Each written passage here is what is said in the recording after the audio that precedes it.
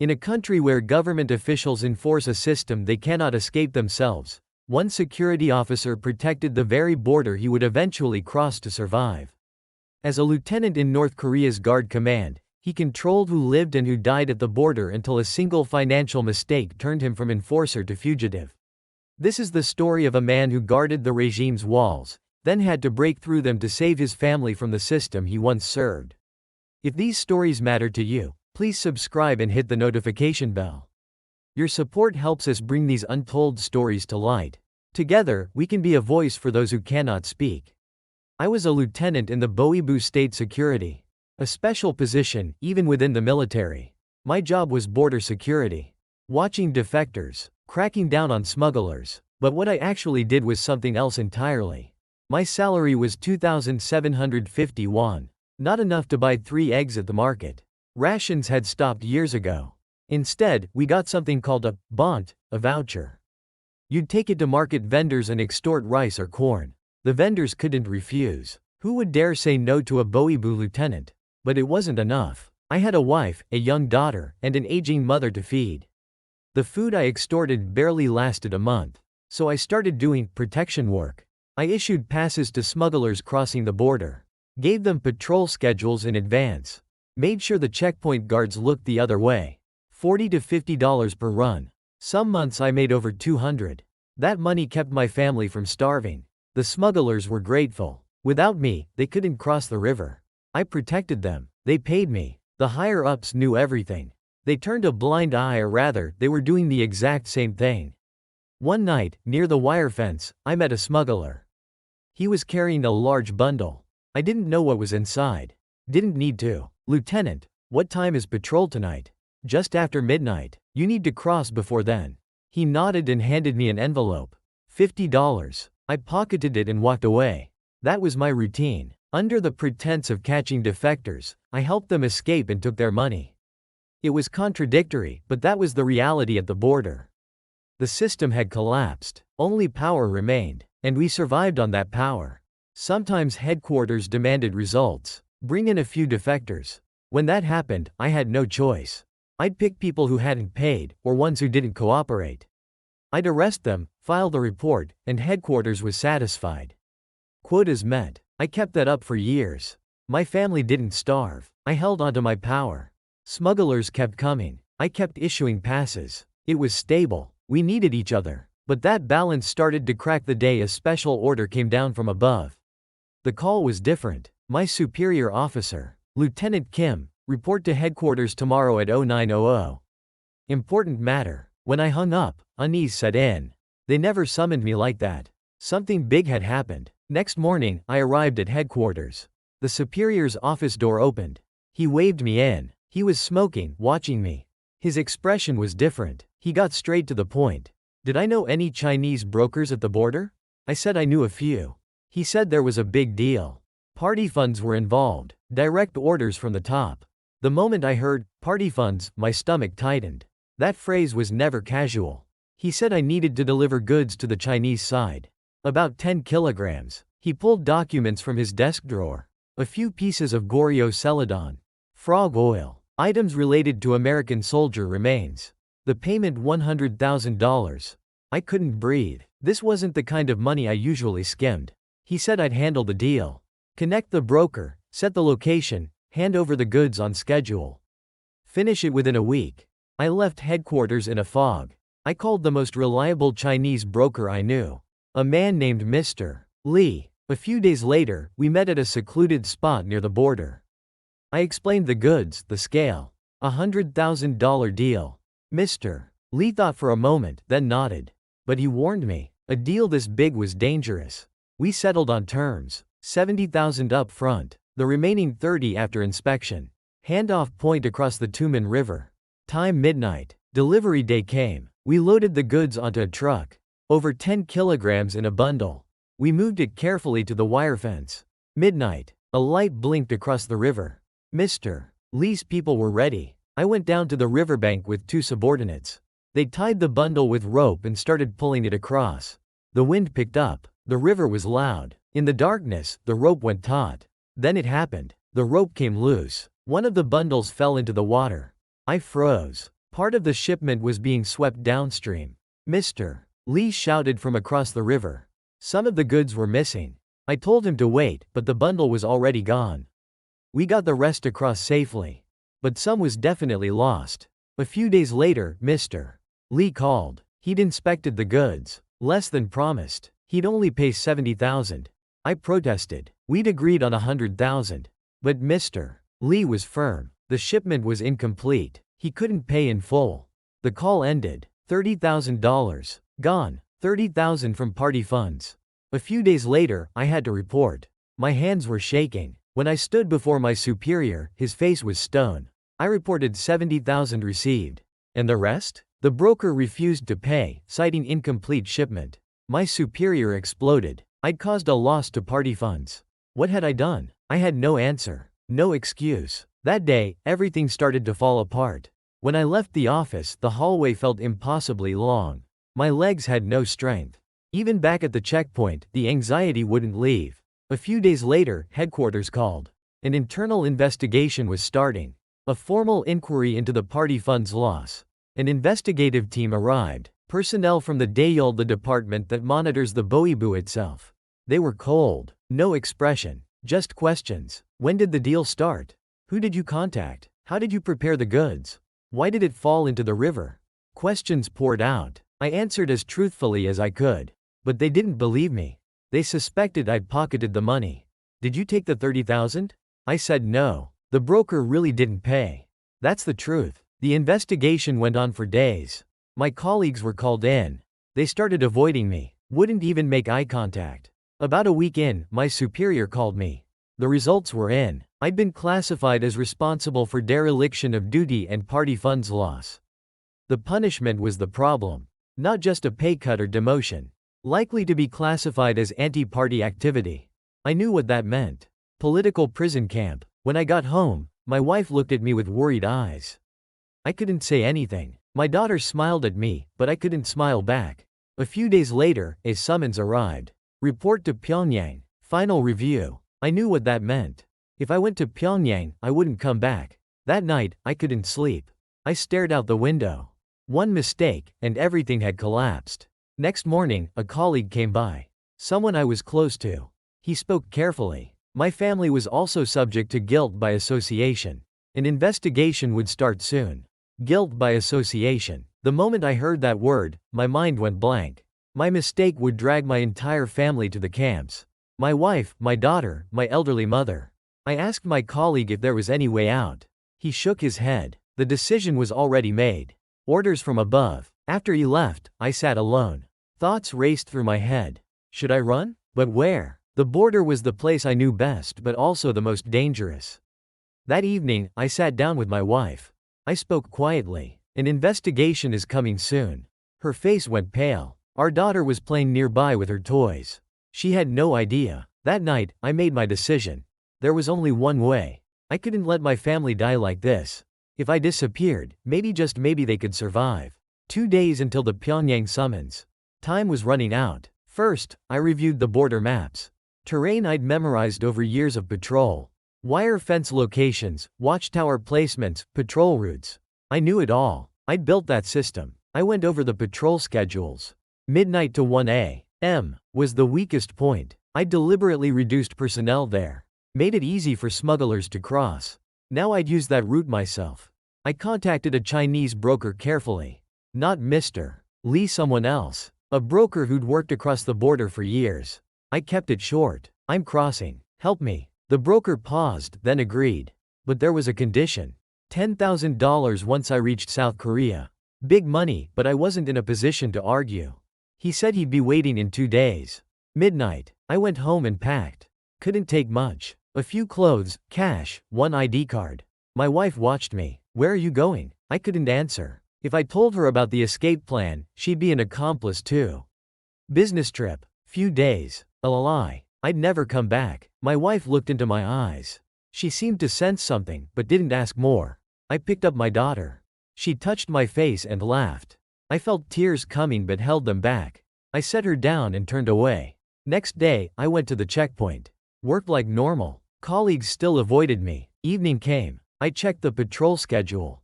Midnight to 1 a.m. Arranged just how I wanted. Night deepened. I was alone at the checkpoint. The others had gone to the barracks. I checked my watch. 11:30 p.m. I grabbed my bag, put on a heavy coat. The river would be cold. I turned off my flashlight. Stepped outside. Wind blew. Cold wind against my face. I reached the wire fence. The section I used to patrol. Surveillance was weak here. I'd made it that way. There was a hole under the fence. Smuggler's route. I crawled through. Kept low. Past the fence. 100 meters to the river. I walked carefully, killing my footsteps. I heard the river. The Tumen. The river I'd guarded for years. Now I had to cross it. I reached the bank. Across the water, a light blinked. The broker was waiting. I looked back. North Korean soil. Where I was born and raised. Where my family was. But I could never go back. I stepped into the water. The river was colder than I expected. The moment my foot touched the water, my whole body froze. But I couldn't stop. I moved forward slowly. Water rose to my knees. The rocks underfoot were slippery. I stepped carefully. Halfway across, the water reached my waist. My bag was heavy, but I couldn't let it go. Everything I had was in there. The light across the river was getting closer. Then I heard something behind me. Footsteps. A patrol guard. My heart stopped. Had the schedule changed? Did someone notice my escape? I moved faster. The current was strong. My foot slipped. I almost went under but caught my balance. The footsteps got closer. The guard was near the fence. A flashlight beam swept the riverbank. I crouched low in the water, holding my breath. Cold water up to my neck. A few minutes passed. The footsteps faded. The guard had moved on. I stood back up. My whole body was shaking, but only a few meters left. I pushed forward with the last of my strength. When I got out of the water, my legs gave out. The broker came over and grabbed my arm, pulling me up. I collapsed on the ground. Couldn't breathe. We need to move. Now. I nodded and stood. The broker led me to a vehicle. An old truck. The engine started. We began moving. Out the window, I saw the river. The Tumen I'd just crossed. A river I'd never cross again. The truck drove through the darkness. The road was unpaved. The truck shook violently. An hour later, we reached a small village. The broker stopped the truck. In front of a rundown building. Rest here, he said. We'd leave again in the morning. I went inside. A small room. One bed, one table. That was it. I lay down on the bed. My whole body ached. My wet clothes made me cold. But I couldn't sleep. Thoughts raced. What was my family doing right now? Did my wife know I wasn't coming back? Was my daughter looking for me? Guilt washed over me. I'd abandoned my family and run. But there was no other choice. If I'd stayed, we'd all have been dragged to the camps. Dawn came. The broker knocked on the door. Time to go. I got up and grabbed my bag. Went outside. A different truck was waiting. Bigger. The broker said we'd take this truck to Kunming, then cross into Laos from there. I climbed into the cargo hold. Other people were inside. Defectors. All with anxious faces. The truck door closed. We were trapped in darkness. The truck started moving. I sat in a corner of the hold and closed my eyes. The long journey had begun. The truck drove for days. Inside the hold, it was dark and hard to breathe. I didn't talk to the other defectors. Everyone had their own reasons for running. When we reached Kunming, the truck door opened. Sunlight poured in, blinding. The broker led us to another building. A small inn. We waited there for days. The broker said he was preparing to cross into Laos. Forging documents, arranging trucks, paying off border officials. About a week later, the broker came. Time to go. We climbed back into a truck. This time we had to hide among cargo. We'd be passing through a checkpoint. The truck started moving. Hours of driving. Wedged between cargo, breathing was even harder. The truck stopped. We'd reached the checkpoint. I heard voices outside. Chinese police. Talking to the broker. I tensed up. If we were caught, it was over. We'd be sent back north. A few minutes passed. The truck moved again. We'd cleared the checkpoint. I let out a breath of relief. We arrived in Laos. When the truck door opened, the air was different. More humid, hotter. The broker said we had to cross the Mekong next. Then we'd be in Thailand. Night came. We moved to the riverbank. A small boat was waiting. We climbed in, 5 of us together. The boat departed. The Mekong was wide. In the darkness, only the sound of water. The boat moved slowly. I stared at the river. About 2 weeks since I'd crossed the Tumen. A light appeared on the far bank. Thailand. The broker said once we got there, let the Thai police catch you. Tell them you're a defector. They'll send you to South Korea. The boat touched the bank. We got out. The broker pointed. Walk that way, you'll reach a village. Find the police there. We started walking, finding our way in the dark. An hour later, we saw lights. A village. At the entrance, we met Thai police. They looked at us and asked something. I gestured, trying to explain. From North Korea. Want to go to South Korea. The police nodded, put us in a police car. Said we were going to an immigration detention center. The car started. I looked out the window. Thai soil. I was safe now. We arrived at the center. A small building. We were taken to a room. Several beds, other defectors already there. Everyone waiting to go to South Korea. A staff member came. We had to fill out paperwork. Name, hometown, escape route. The staff said they'd contact the South Korean embassy. Just wait a few days. Days became a week became a month. While waiting at the center, I talked with other defectors. Everyone had their own story. Some fled starvation, others fled political persecution. About a month in, someone from the South Korean embassy came. The investigation began. They verified my identity, reconfirmed my escape route. When I said I'd been a Boebu lieutenant, the official's expression changed. He asked more questions. The investigation continued for days. What did I do in North Korea? Why did I defect? What happened to the family I left behind? I answered everything truthfully. The investigation ended. The official said they'd arrange a flight to South Korea. We'd leave soon. I nodded. A few days later, we went to the airport. I boarded the plane. Out the window, Thai soil. The plane took off. I closed my eyes. I was going to South Korea. The plane landed at Incheon Airport. When the door opened, I felt South Korean air. About 2 months since I'd crossed the Tumen. At the airport, NIS agents were waiting. They put us in a vehicle.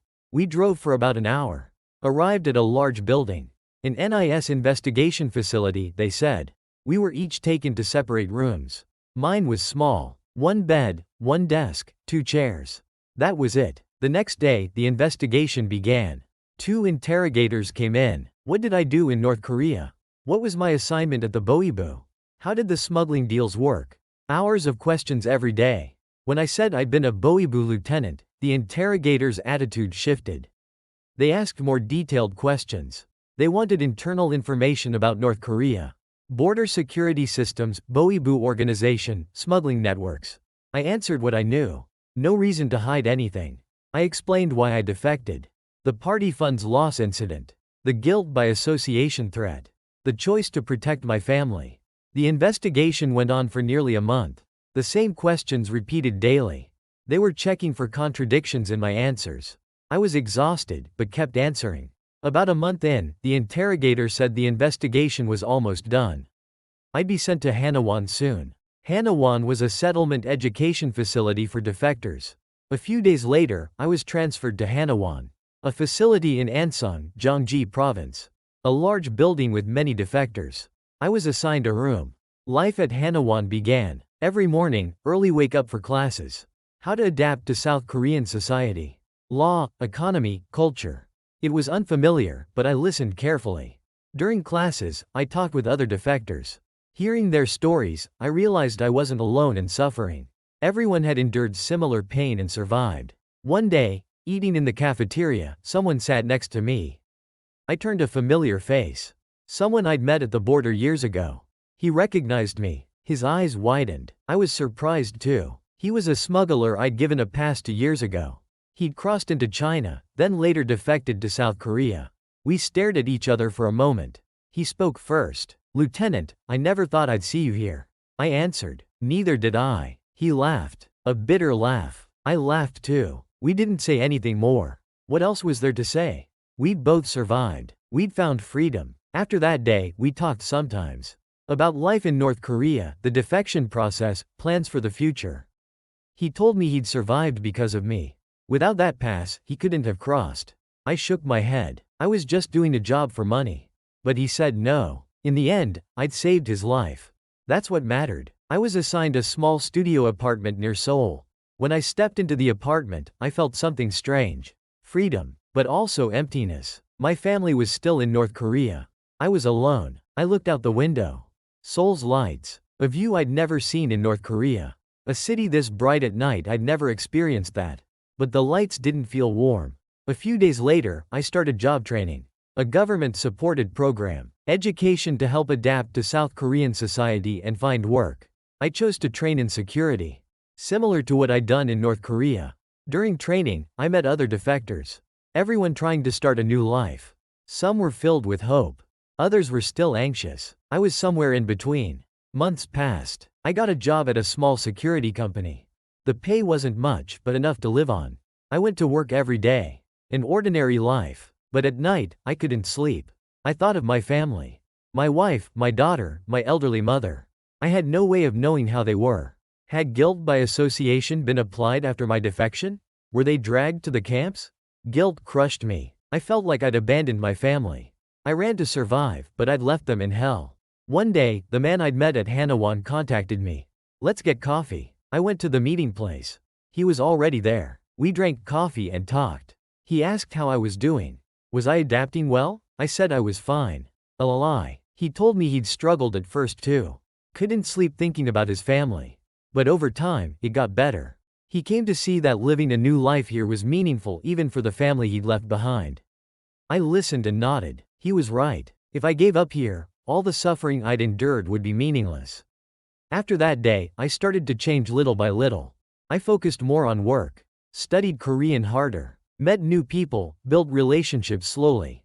About a year later, my company offered me a promotion, recognition for working diligently. I accepted. My salary increased. Life became more stable. One evening, sitting in my apartment, I looked out the window. Seoul's lights were still bright. The same view as before, but now it felt different. It felt warm. I still missed my family.